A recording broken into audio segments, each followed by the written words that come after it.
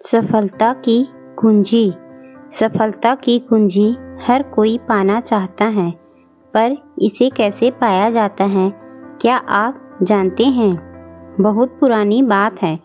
उन दिनों स्कूल नहीं हुआ करते थे। स्कूल की जगह गुरुकुल होते थे। बच्चे वहीं पढ़ने जाते थे। गुरुकुल आजकल के बोर्डिंग स्कूल की तरह होते थे, जहाँ रहकर बच्चे पढ़ते थे और जब बीच बीच में छुट्टियां होती थी तब वह अपने घर आया करते थे। वहाँ गरीब अमीर सभी के बच्चे एक साथ पढ़ते थे।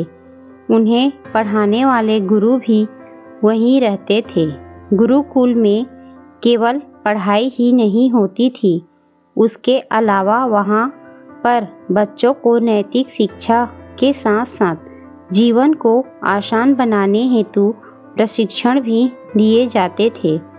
ऐसे ही एक गुरुकुल में अटल देव नाम का छोटा सा बालक पढ़ता था। वह गुरुकुल में प्रारंभिक शिक्षा ग्रहण कर रहा था, परंतु उसके लिए गणित बहुत ही कठिन था और कठिन गणित ने उसके गुरुकुल के जीवन को भी कठिन बना दिया था। वहाँ से वह लौटकर अपने माँ बाप के पास भी नहीं जा सकता था। उसके माता पिता अत्यंत गरीब थे और उन्हें अपने बेटे से बहुत उम्मीदें थी। अटल देव जो भी पढ़ता उसे कुछ समझ नहीं आता। गणित उसके लिए इतना संघर्षपूर्ण हो चुका था कि अब वह उससे डरने लगा था। जो कुछ उसे गणित में पढ़ाया जाता वह कुछ नहीं समझ पाता था। उसे प्रतिदिन डांट पड़ती थी। वह हर समय सहमा सहमा रहने लगा। एक दिन निराश होकर उसने यह योजना बनाई कि जब रात को सब सो रहे होंगे तब मैं गुरुकुल छोड़कर चला जाऊंगा। परंतु यह क्या, जब तक उसकी आँख खुली तब तक सवेरा होने वाला था। परंतु अटल देव का गणित से डर बाकी हर डर से बड़ा था। अटल देव ने सोचा, अभी सवेरा तो नहीं हुआ, चलो जल्दी जल्दी भाग जाता हूँ। वह उठकर गुरुकुल से भाग गया। 2-3 घंटे चलने के बाद वह एक गांव में पहुंचा।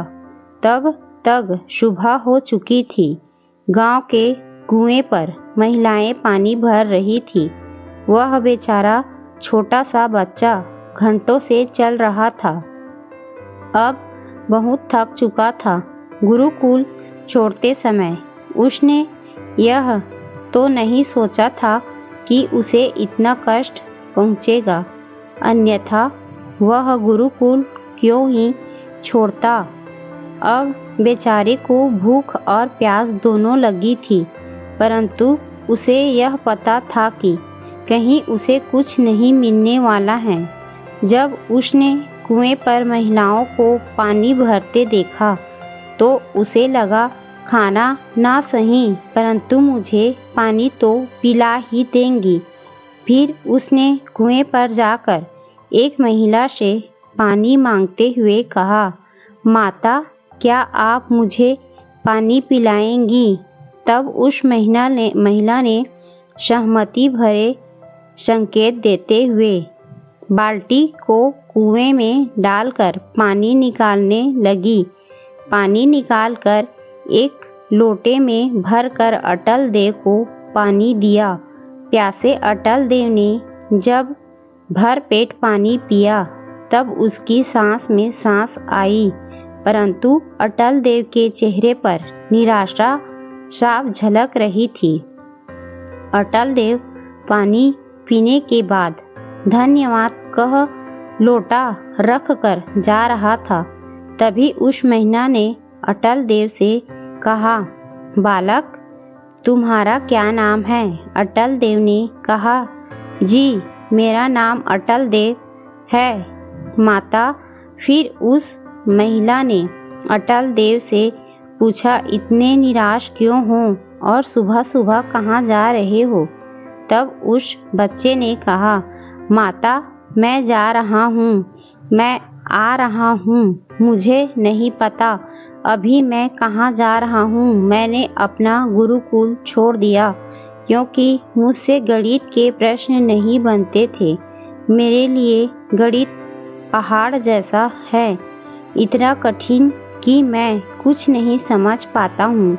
मेरे पास भागने के अलावा कोई और चारा भी नहीं था, इसलिए मैं अपने गुरुकुल से भागकर गया। मैं अपने घर भी नहीं जा सकता क्योंकि मेरे माता पिता को मुझसे बहुत उम्मीदें हैं, इसीलिए अभी मुझे नहीं पता कि मैं कहाँ जाऊँगा।